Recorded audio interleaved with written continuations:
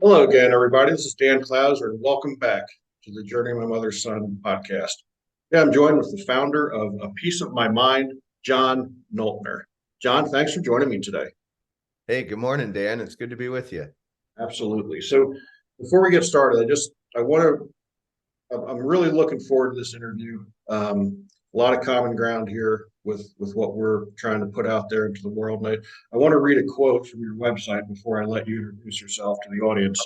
Um, because Uh-oh, what did I say?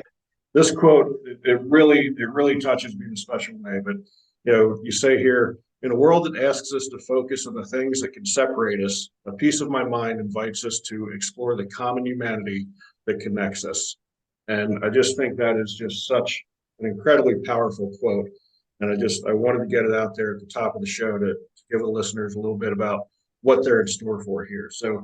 But again, before I start rambling, just introduce yourself. Who is John today? Yeah, first of all, Dan, that's a great quote, and it's really at the core of what I do, what I try to do with a piece of my mind. So today I'm in Minneapolis. I'm a photographer and a storyteller. I run this project called A Piece of My Mind, and we've got 5 exhibits and 4 books that go around the country, and we use stories to try to connect people, to try to remember what we share in common, and to try to imagine how we can do a little bit better. I'm also a father to 2 grown kids that are off and running, doing their own thing.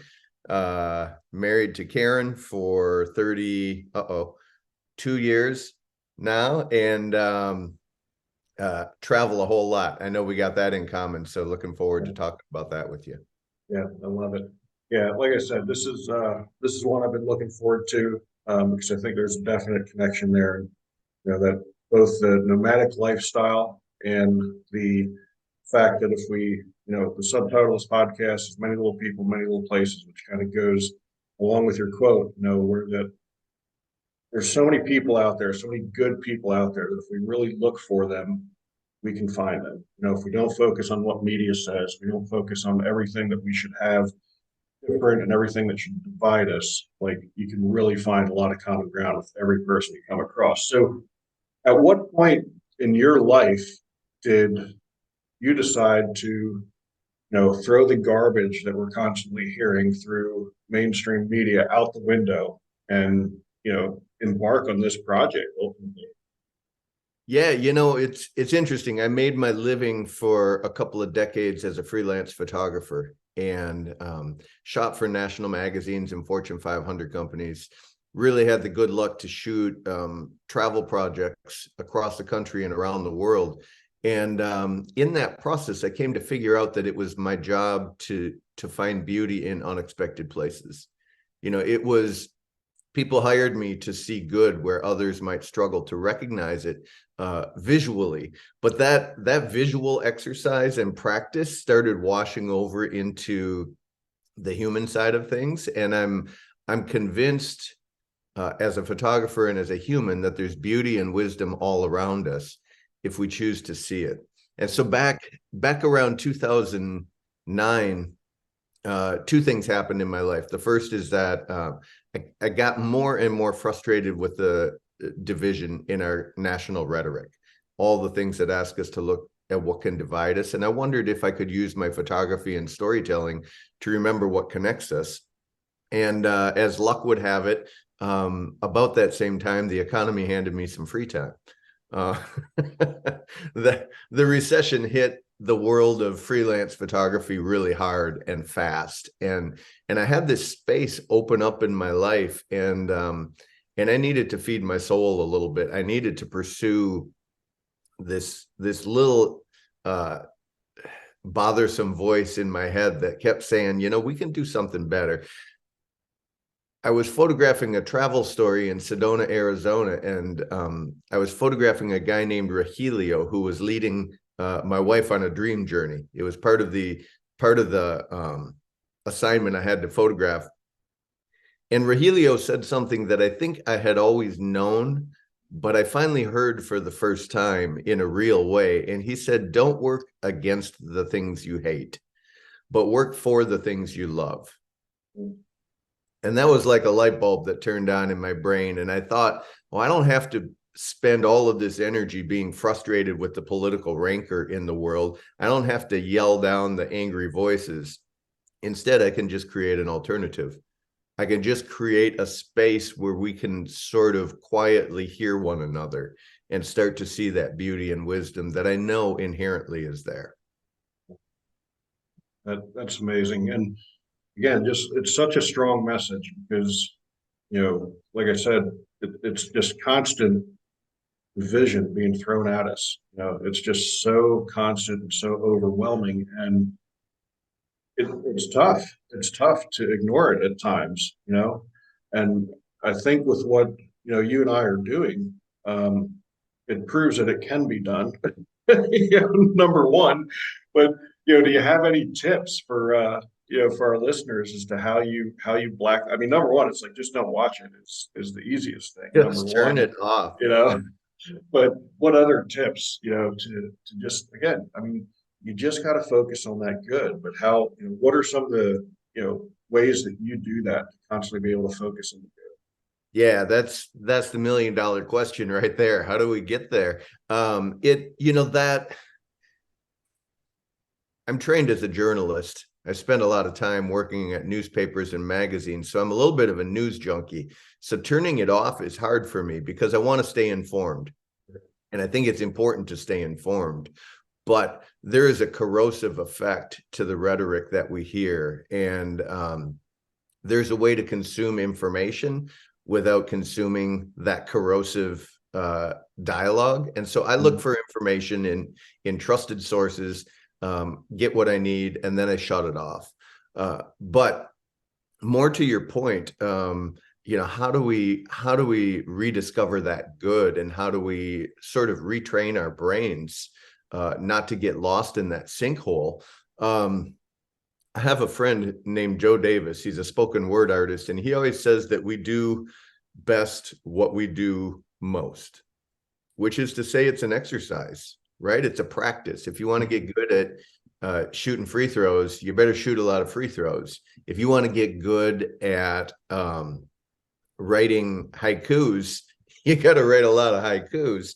And if you want to get good at seeing the good in people, if you want to get good at recognizing the humanity or the divinity or the light, whatever angle you come at this from, if you want to see that in each and every person that we encounter each day, you got to practice that.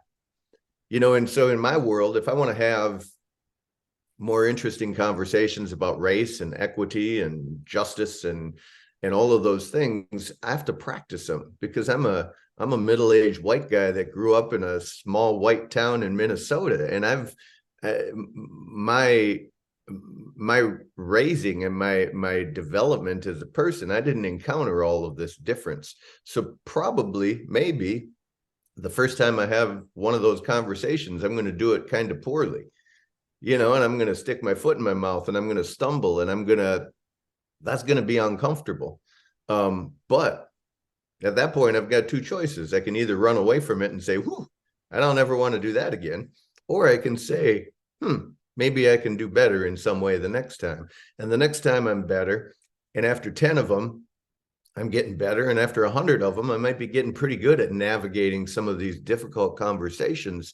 And so I think the mistake we make is we forget to practice, and we forget to give ourselves and the people around us a little bit of grace to maybe mess up once in a while. That we're not going to get it perfect. And when we don't get it perfect, we don't have to reject and vilify and destroy the other person. We can just get up and try to do it a little bit better next time. Yeah, man, grace is so, and it's funny, since we've been traveling, my entire life, I've always told people I'm very introverted. I got a very introverted personality. So like before we started traveling, I'd go to, business networking events and stuff like that. Like, I was always the guy finding the people I knew in the room, and if they just so happened to introduce me to someone I didn't know, well, okay. And if not, like, I left there, talking to all the people that I had already known, the That total is not the opposite. boldest. That is not the boldest vision of networking, man. Yeah, exactly. But since we've started traveling, I've certainly come out of my shell a lot more, and I think our dog has a lot to do with that more so than anything, because he is the opposite of introvert. He doesn't understand personal boundaries or personal space or anything like that. So if I'm walking him on a trail or through the campground or whatever the case is, he wants to meet everybody, and he doesn't care what they look like. He doesn't care what their political views might be. He just is like, hey, I'm here. You got to pet me. Let's hang out a while. So he has helped me come out of my shell a bit and spark some of those conversations. And it is amazing that when you have those conversations with people, you find out how much you have in common, you know. And I think just like you said, I mean, to get over that hump and to get into that practice of talking to people that don't look like you, talking to people that, I mean, look, we all have probably this inherent prejudice of some sort, where you look at somebody and it's like, oh, look how that person dresses, or, look at the car they're driving, or this or that. But you just got to get over that and say, like, I want to see the person. Like, who is that person, you know? And I just think that's so important for us to get over this constant divide, this constant polarization. Um, Well, and your dog, what's your dog's name? his name is Euclid. He's named after the Red Sox old third baseman, Kevin Euclid. All So, right, all right. So Euclid offers you that little opportunity, like he opens that door to some connection with somebody, right? He yeah, goes, sniffs their leg, and then, oh, you can have a conversation, right? I So to bring this down to the very basic level, like I do that in the grocery store. The guy behind me has a thing of ice cream in his basket, and I look at it and go, oh man, that is my favorite ice cream. That's good stuff right there. And that's just a little window, and that cracks open the opportunity for people to set their phone down, to look at each other in the eye, and to have a conversation. I do this, I did this in the first time we went to New York City. We were on the subway. Our kids were younger, like 9 and 13, 10 and 13. And I knew where we were going on the subway, but there was this guy standing next to me that was just leather and tattoos and piercings, and he's probably looking at me thinking, well, there's a suburban dad, because that's what I was. right. And he's probably also thinking that suburban dad probably is scared of me, or whatever that inner dialogue is that happens when we see someone and we think we know who they are, and then we make all these judgments. And so I pulled out my map and I said to him, hey, we're trying to go here, and I think it's this stop. Is it the next stop, or what should I be paying attention to? Maybe you're from around here and you know better than I do. And it opened this conversation, and we stood there and we talked to each other, and he's like, oh, you ought to check out this. And if you're getting off on that stop, check out that pizza they have over there. And we got off of the subway, and my kids looked at me and said, Dad, you knew where we were going. Why did you have to talk to that guy? And I said, because it was an opportunity to start a Right. conversation, and it did. Yeah. But we could have stood there making assumptions about one another and just looking down at our feet the whole time. Or we can have that little bit of human interaction that, for me, is exciting and interesting and sometimes opens up whole new worlds. Yeah. Yeah. And, if there's one silver lining, I think, from the pandemic, is that it made all of us really understand how much we need connection. We need human connection. Even myself as an introvert, like, you long for that connection. Um, I think the further we get away from the pandemic, I think that's sadly starting to go back a little bit from where it was. And, a lot of, the technology and the ability to connect virtually and stuff like that. Um, it's still not the same as that human connection and being able to have that conversation with someone. So, you know, as you've, been on this project and gathering these stories, and um, what's been, and I'm sure you've got, thousands of them, if not more, but, like, what's one of the most impactful, interactions you've had, during this project? Yeah, that's a great question. Let me back up a little bit and set the background for this, because again, I've been working on this project for 15 years, and the goal is to invite people from all different backgrounds to have a conversation. And we record a podcast. Some of these I produce as traveling exhibits, and some of them as books. And we use these stories to go to college campuses and churches and community centers and conferences to invite people to use the stories to talk about conflict resolution and civic responsibility and social change. So you were talking about this need for connection that we have as human beings, and I always say, coming out of the pandemic, I hope we can remember two things. And of course, we're human, so our memories are pretty short, but and like you say, we revert back the other way. But I hope we can remember that we're all a little bit more vulnerable than we ever really understood, and that we're all more deeply connected than we truly believed. And if we could hold on to those two things, I think we'd be doing pretty well. We'd develop compassion, we'd have understanding, we'd understand our networks a little better. But during the pandemic is when my wife and I decided to sell our house and hit the road full time. I had built a piece of my mind up, and all of our programming sustained us, our public events, our lectures and workshops and exhibits, and all of that just went away, poof, in a matter of 48 hours in March of 2020. So we were dead in the water. We didn't quite know what to do. We're in Minneapolis, and when George Floyd was killed, I knew if a piece of my mind was about hearing other voices and listening to stories that maybe were unfamiliar to me, or learning how to be a better ally, that I had to go there. So every day for the first week, I brought my studio kit to that intersection of 38th and Chicago where George Floyd was killed. And I just asked people there, what do you want to say? Just as simple as that. Just looking for 25-word response. We do a black and white portrait and we combine it. And it created this powerful body of work. It also helped me understand I could still do new interviews on the road, when even in the midst of a pandemic. We could set up microphones that were apart from each other. And so that's what we did. We sold the house. We hit the road in October of 2020.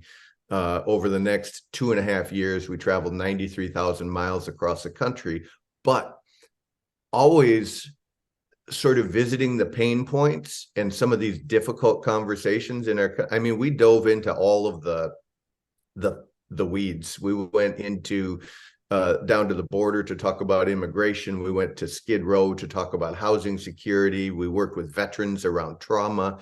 We went to Mississippi to talk about moving Confederate monuments, but always looking for people who were finding creative solutions to some of these challenges, who were looking for a path forward. And now I'll finally answer your question, which is, what's one of those encounters that really moved me, that really showed me that we can have these difficult conversations. And that was in, and like you say, there are hundreds of them, but in Charleston, South Carolina, I connected with Lee Bennett, who is the church historian for Mother Emanuel AME Church. So if you remember, in 2015, Dylan Roof, white supremacist, asked if he could come into a Bible study on a Wednesday night. And of course, they welcomed him in, and he sat with these congregants and the pastor for an hour talking about the Word of God. And at the end of that Bible study, when everybody bowed their head to pray, he pulled out a gun and he shot and killed 9 people. So here I am on the steps of Mother Emanuel AME Church with these bags of equipment that nobody knows what's in, white guy from up north asking to be trusted and let into that church. And they don't know who I am from anyone. And I'm feeling self-conscious. But Lee Bennett shows up and he says, come on in, welcome to our church. And we sit down and we start a conversation. Lee's a black guy. I won't say how old he is because I can't play that game very well and I don't want to get it wrong. He's a little older than me.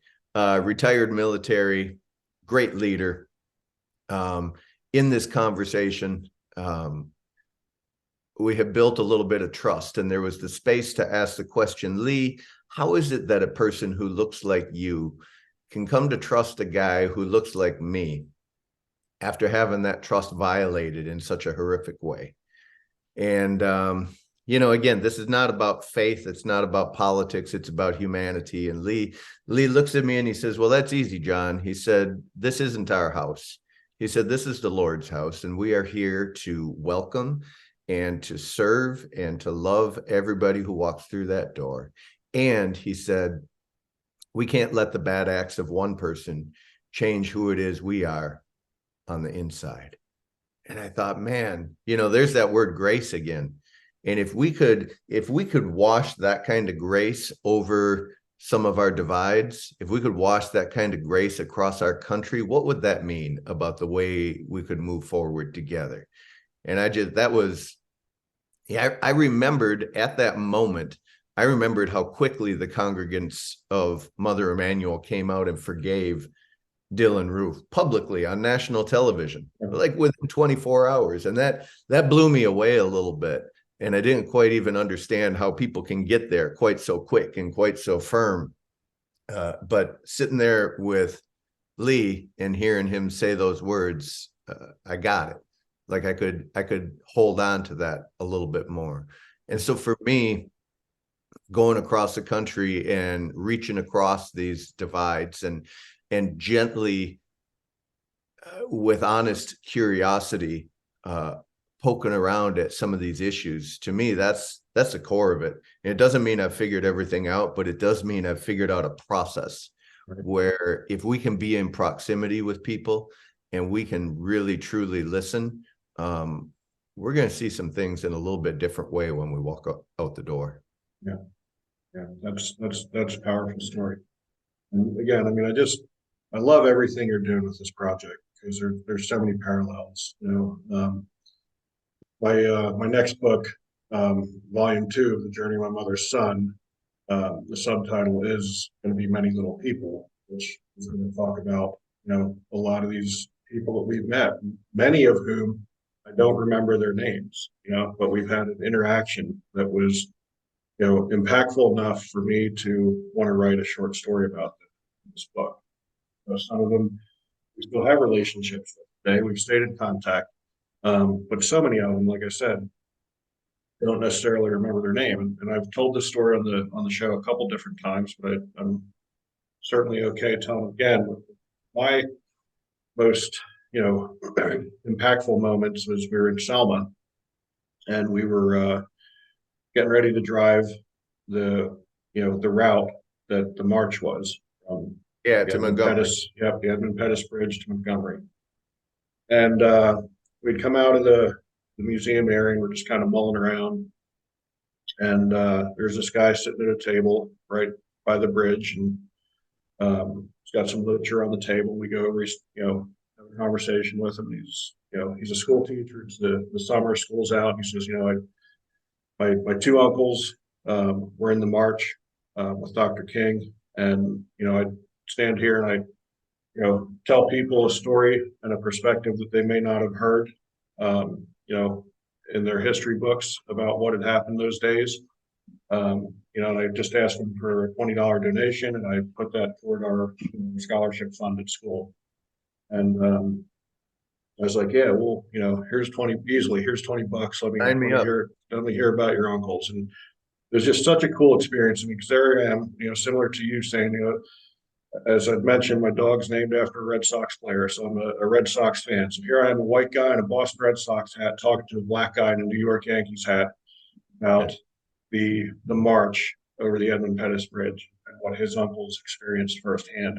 And it was just one of those things. And even now, as I tell it, the hair is standing up on my arms because it's so impactful. And I don't remember his name anymore, but like just that little 15, 20-minute interaction made such an impact on both myself and my wife. And, I think moments like that that we really have to, cherish and, understand what's taking place in that moment. I think one of the things, in society here, like it's just such a race, it's always such a rat race. And one of the things that we don't do enough is to stop and pause and really understand that moment. And, that story of Charleston for you, I mean, I'm sure there were probably some moments of pause for you as that's taken place. Like, yeah, this is why I'm doing this project. It's moments like this is why I'm doing this. Yeah, those are to me these little points of light and these little bits of hope that show what we can do, that show that we can bridge these gaps, that we can hear one another. And those little bits of light, I think, are what can, show our path forward. If we find ways, right? Because this is an echo chamber we live in. And so if you tune into certain news outlets, you will hear over and over and over again why this can't work and why this person is ruining the world and why that person is doing that wrong. And if you listen to that all the time, that's what you will hear. That's what you'll believe. That'll become reality. If instead you spend your time meeting people like that guy at the base of the bridge, meeting people like Lee Bennett, and seeing having these little exchanges of energy, these little bits of humanity, that then becomes the reality, right? Again, you practice it, you exercise it, you start to recognize it, and then you start to see it everywhere. And that is every bit as much true as that other thing. And it's a lot healthier, I think. Yeah, no doubt about that. And, again, that's one of the things that once my mom had passed and I read through her journals, and reading about the people she had met on her journey. It was one of the reasons that inspired this podcast, in and of itself. I mean, I'd done a podcast for my old organization, so, I was familiar with podcasting, but once we decided we were going to sell everything and start traveling, that was one of the reasons that I wanted to do this podcast, is to tell those stories, people that we met. And it's kind of morphed a little bit, through, like obviously you and I didn't meet on the road. We met through a medium called Podmatch, which has allowed me to kind of expand on my guest base a bit. But it's really cool where I've had the opportunity to then, interview a guest like this virtually, and then, reach out to them when we're going through their hometown and say, hey, you want to grab coffee, or you want to grab, lunch or dinner, or just meet in a parking lot somewhere and we get to know each other. That's been pretty cool. Yeah, make sure you do that when you come through Minneapolis. Oh, we definitely will. Make that happen. Yeah, we definitely will. Or same thing when you hit the road again. If we meet up somewhere on the road, we'll definitely make it happen. But, what are some of the other, I mean, we've talked about it so much, just to stress, what are some of the other key lessons that you've learned yourself throughout this I mean, because obviously you're doing this for, for two reasons. You're doing it to bring a broader awareness, to the general public, so to speak. But throughout that, you're also learning your own lessons. So what are some of those lessons that you personally learned throughout this experience, this project?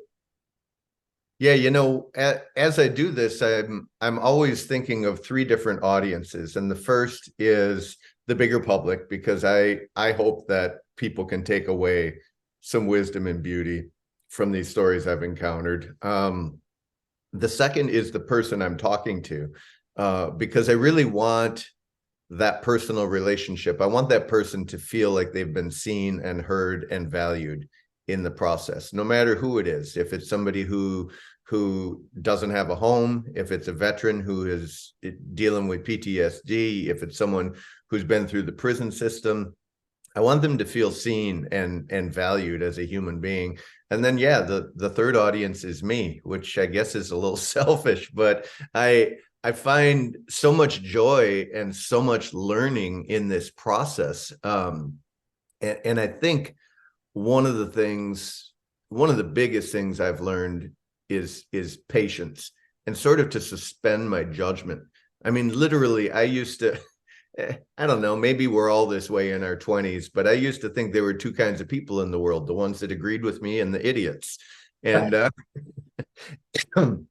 and I've come to realize that it's not that simple, Yeah. right? Everything is more complex. And so I've learned to be patient and to wait for things to unfold, that I don't have to walk into every situation knowing all of the answers. But if I can pay attention, I'm going to find some clues along the way that can lead me to, the answer, can lead me to the conclusion. So I walked, I went up to northern Minnesota to spend some time with the water protectors who were protesting an oil pipeline that was going underneath the Mississippi River, primarily because I was reading some ugly rhetoric about them in the newspaper. And I read that and I'm like, I don't know, that doesn't seem right to me. I don't know if I'm buying this. Let's go up there and hang out for a week and see what the truth is.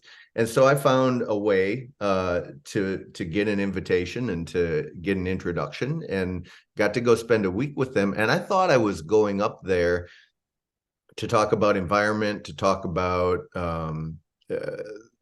indigenous sovereignty, and we did, interviewed people and talked about those things. But then just out of the blue, I meet this guy named Rendell Sam, who works in recovery. He had been dealing with substance use for 35 years, and finally, a few years back, he was able to grab the lifeline somebody threw to him, and he had success, and he'd been clean for 3 years. And in his words, he made the decision to recover out loud so that other people didn't have to struggle and die in silence. And, here I was thinking I was going to be talking about one thing, wound up talking about this entirely different and beautiful, amazing thing. But I had to be paying attention. I had to be willing to say yes when that door opened up. And we've, our journey has created a space where we can do that, where we have the luxury of time. And when there's something that looks interesting out the window, we can pull over and dig in and try to find a way to explore it a little bit. Yeah. Yeah. And I think the key there is, like, a lot of people are willing to ask questions, but they ask them without really wanting to know the answer. Like, they've got a preconceived answer, and it's like they're asking not necessarily to know the answer, but just to hear themselves speak, and then almost to try to create a debate as opposed to actually create a different perspective. And I think Yeah, that's give me the opportunity to show you how you're wrong. Let's have that conversation. exactly. That's not interesting at all to me. Let's dig into the nuance. Let's dig into the complexity. Help me understand how you got where you got. Yep. And let's talk about that a little bit. Yeah. Yeah. I think, oh, you go. Sorry. Just as you're talking about recovery, and I mean, that was another thing. My mom, after she got done traveling, she went back to school to become a drug and alcohol counselor. And we've done quite a bit of volunteer work at a place called the Dream Center down in Beaumont, Texas, which is a faith-based drug and alcohol recovery center. And I did a series of podcasts with some of the guys that were going through the program there. And, again, you get that preconceived notion, because these guys, they're in recovery. They're all tatted up, kind of like the guy you saw on the subway, piercings and stuff like that. But, we as humans, for whatever reason, have this, this constant need to give people a life sentence, and not give them grace, and not understand that there is redemption, that you could have done something, for 20 years, and you can actually get past that and move forward.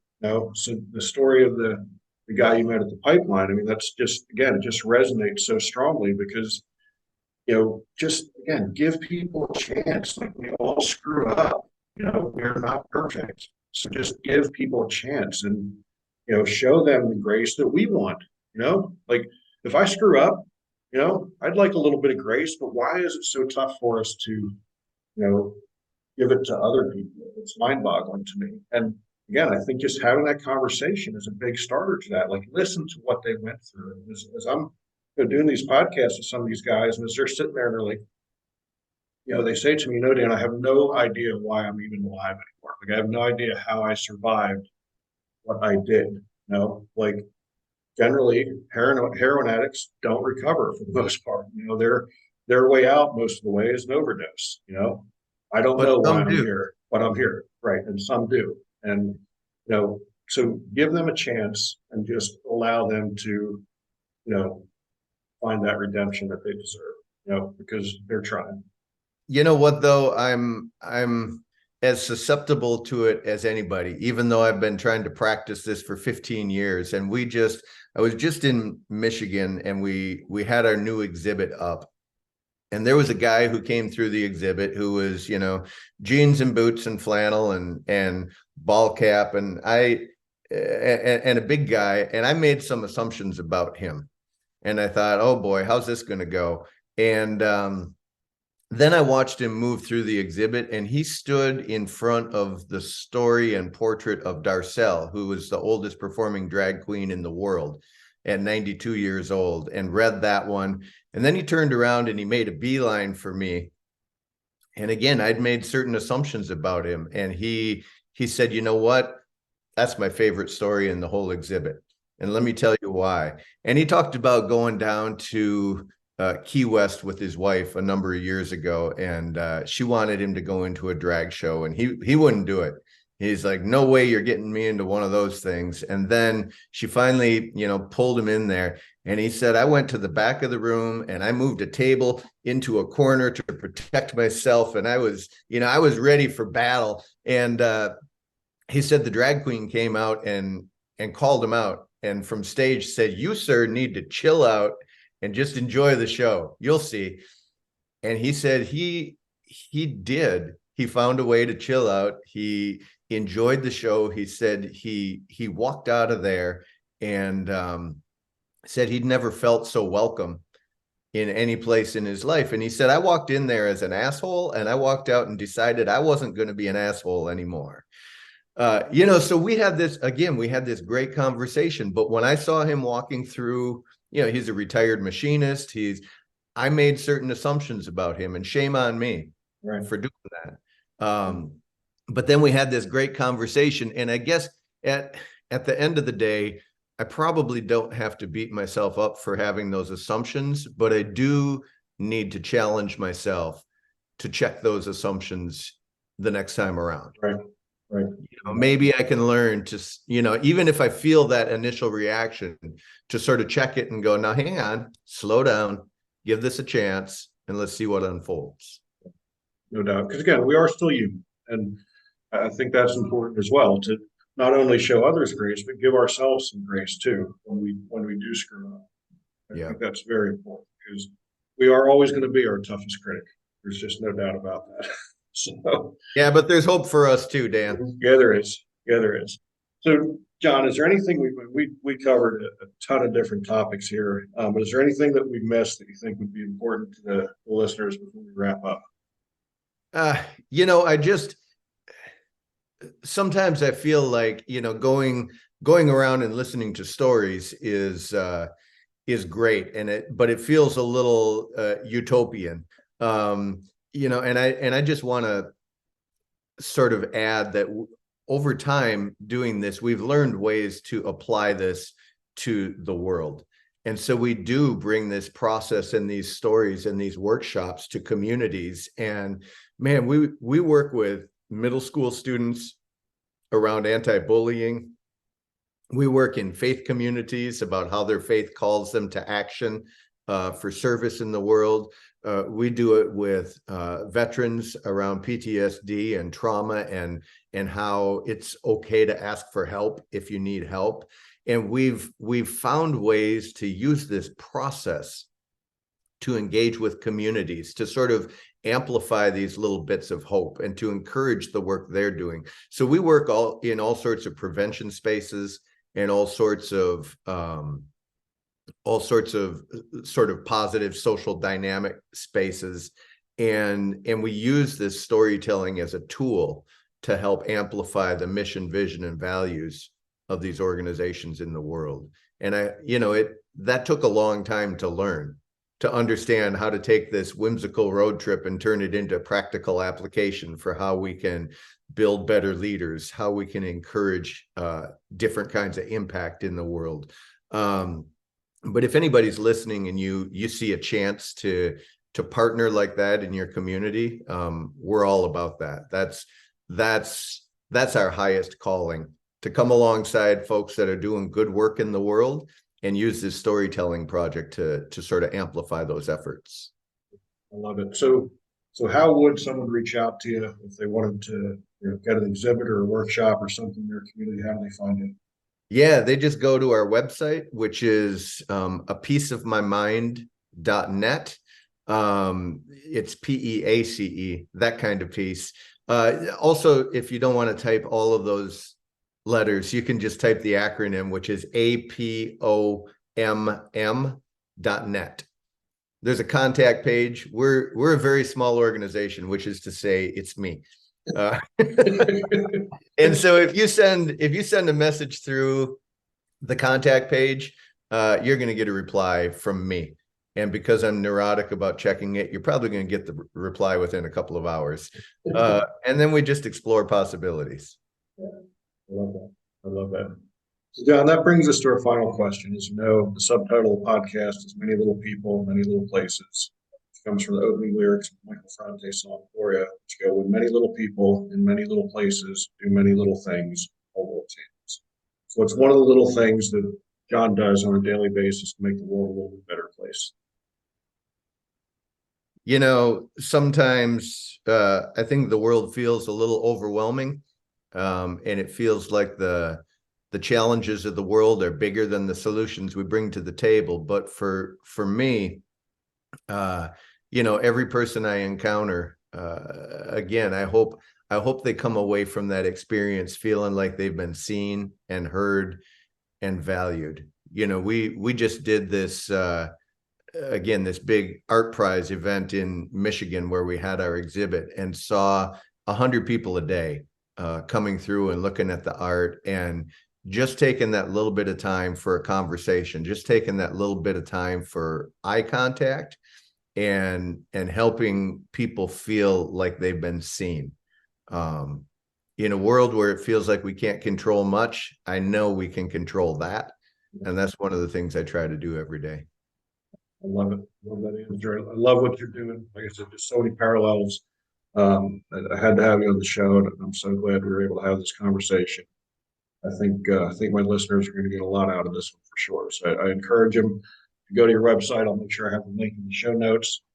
Check out one of I know you got your kind of tour schedule, I guess you could call it, on there. Throughout the year. So definitely something I encourage my listeners to check it out. And if John is in your area with one of his exhibits or workshop, I encourage you to get there, because he's doing work that we need to create the change that we want to see for sure. So I really appreciate this conversation. For those out there listening, be sure to check out my other podcasts and blogs at journeymymotherson.com. While you're there, pick up a copy of one of my books. And again, John, I really appreciate this conversation. It's great having you on the show. Hey, Dan, let me throw out one last pitch. I'm not sure when you're going to air this, but in December of 23, we're going to release our new book, which is called Lessons on the Road to Peace. That's going to come out. It'll be on Amazon and everything. It'll really talk about these last 2.5 years on the road. And like your question, what have you learned along the way? There's a lot of lessons, and I hope people will pick up the book. Thanks for taking the time. It's been great to talk with you. It'll definitely be out before the book's out. So hopefully people make note of it and grab a copy of that one as well. It's a great conversation. Appreciate it. Yeah, drive safe out there. Thanks.